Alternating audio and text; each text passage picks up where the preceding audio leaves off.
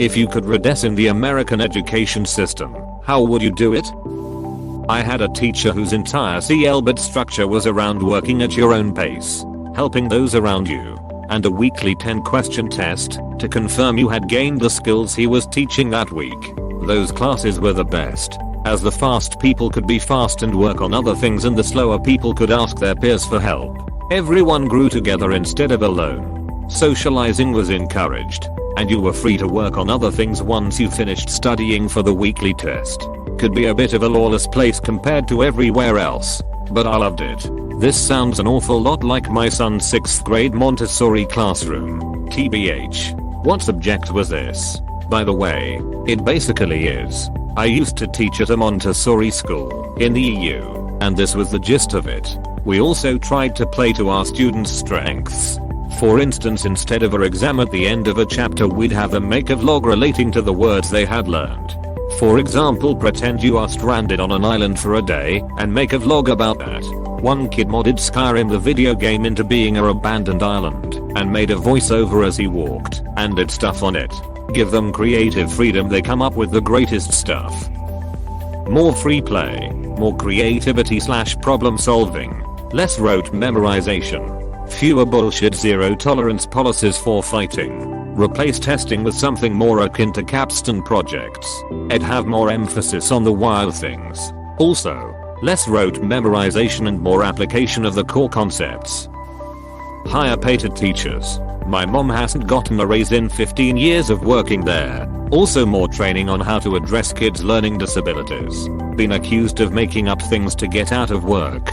Hate having to list my medical information in order for the teacher to allow my mandatory accommodations. As somebody who grew up with an IEP, if you flash the accommodations page of your IEP /504 at them and say stuff like, I know it's a hassle, but it is kinda federal law and I really don't want anybody to get in trouble for violating the ADA, they usually stop interrogating you. You have to have the paperwork in line to get that page in the first place. I was assuming OP was talking about that part of things. If they are continually making you show paperwork for things already on your accommodations page, then yeah, start talking federal law at them.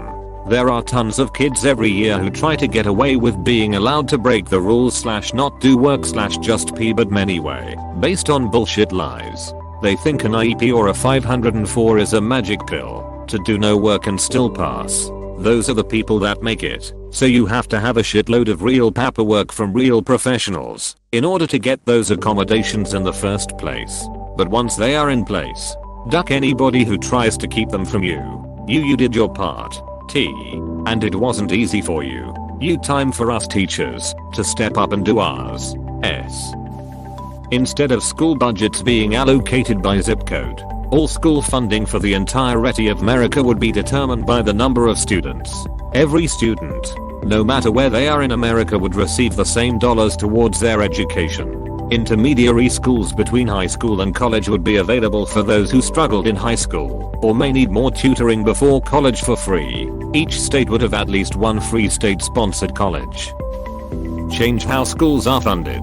It's BS that some districts get better funded because richer people live in that district. Higher property values equals better schools.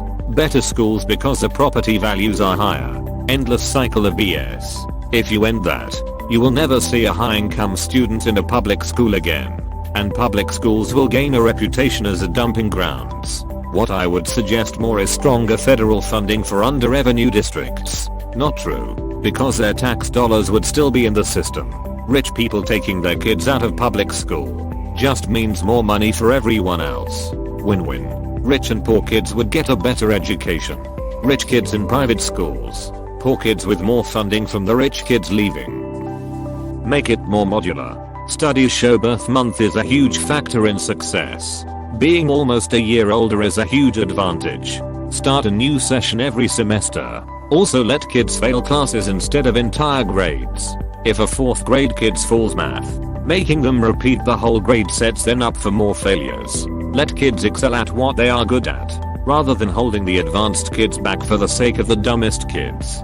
Curious as to why birth month heavily affects that in school specifically. I know for sports it's where the older kids closer to the cutoff will on average naturally be better because of their age and make it into higher level difficulty sports programs, and they improve even more.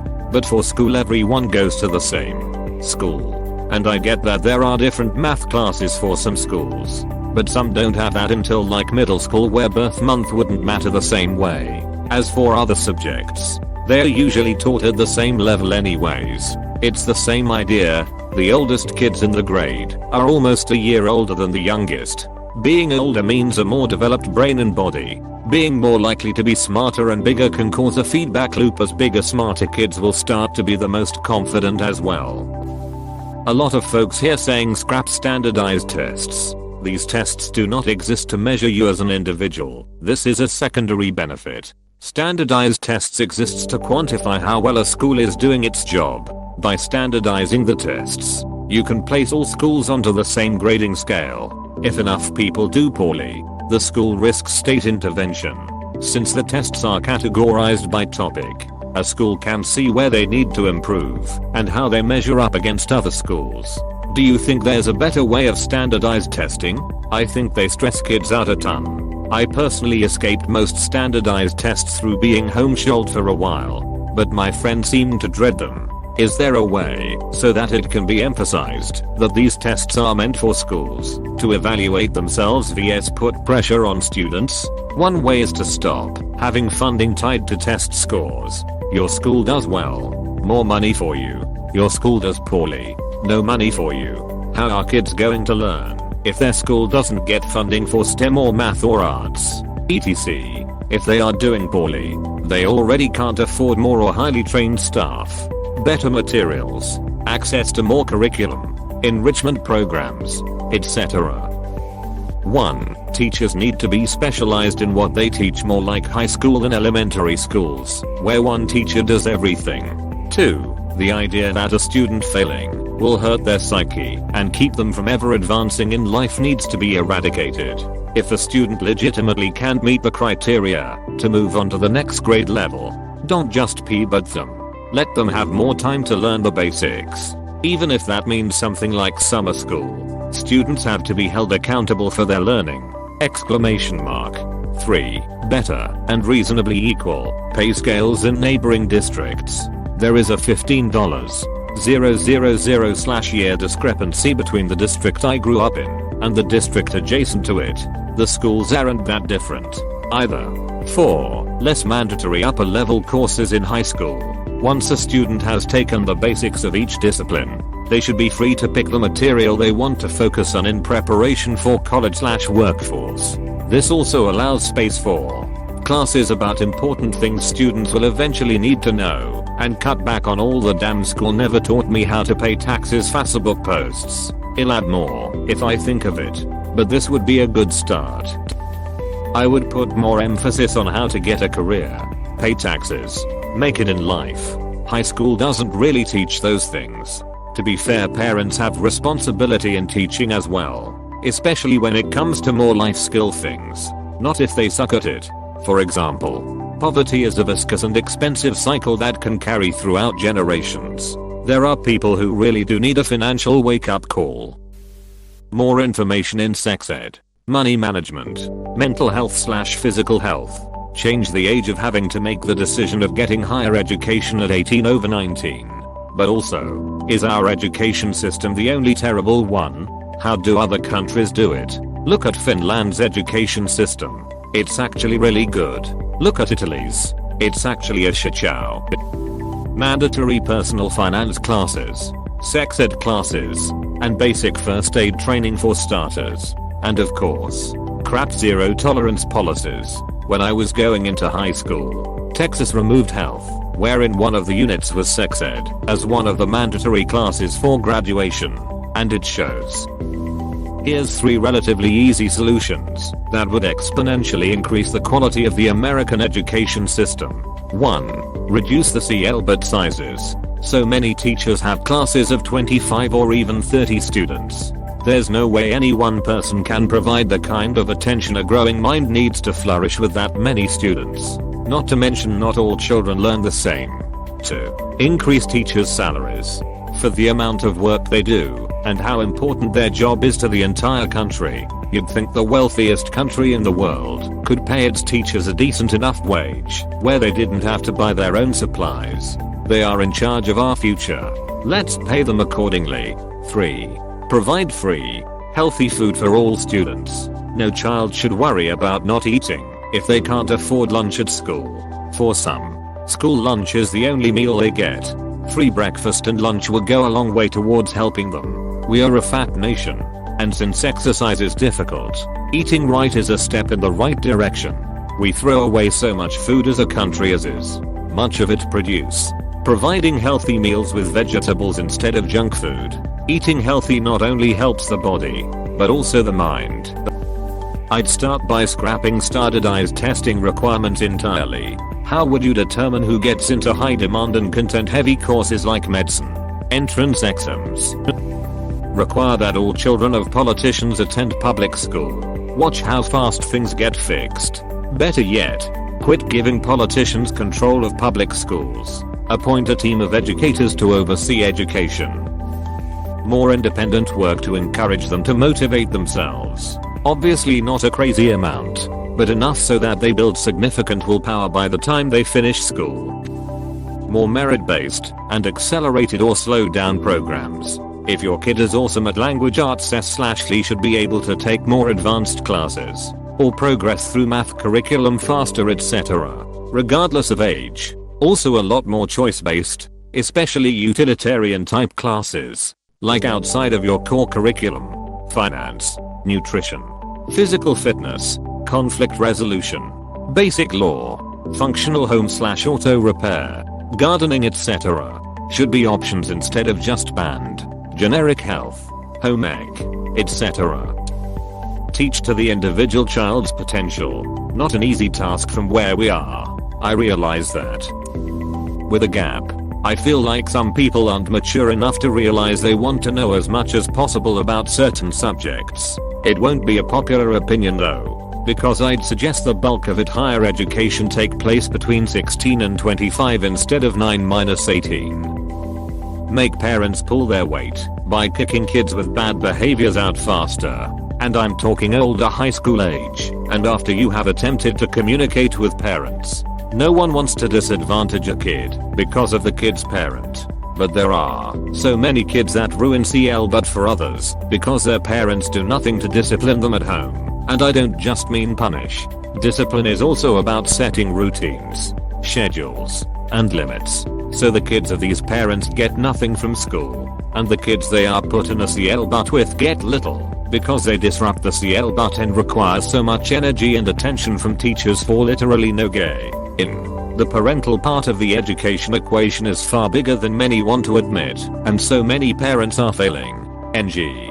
I hear kids as young as 12 telling me they stayed up until 2 AM playing video games. That is such an easy fix. Yikes. You just have to grow a damn spine and take their video game system.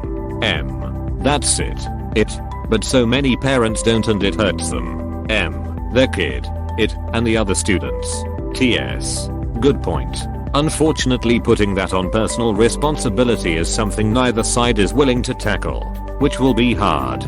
Conservatives love to claim personal responsibility, but they also don't give two fucks about reforming education in a good way. Liberals won't claim anything as personal responsibility. I've heard this argument so many times on the topic of school. You can't discipline your kids if you're working all day and all night. Yeah, there's a point to that. But most people aren't working all day and all night. There are exceptions like those, and we should take extra steps to solve those. But it's completely blind to not see parental in this case, responsibility as an important part. It's not like all poor kids with working parents end up the same. Some of these kids end up doing really well, because their parents put in the effort to make sure they did. Get rid of homework. It's been repeatedly proven useless. I feel like it depends on the homework/subject. I think after school work for practical skills like new languages could still help students practice outside of the school clock.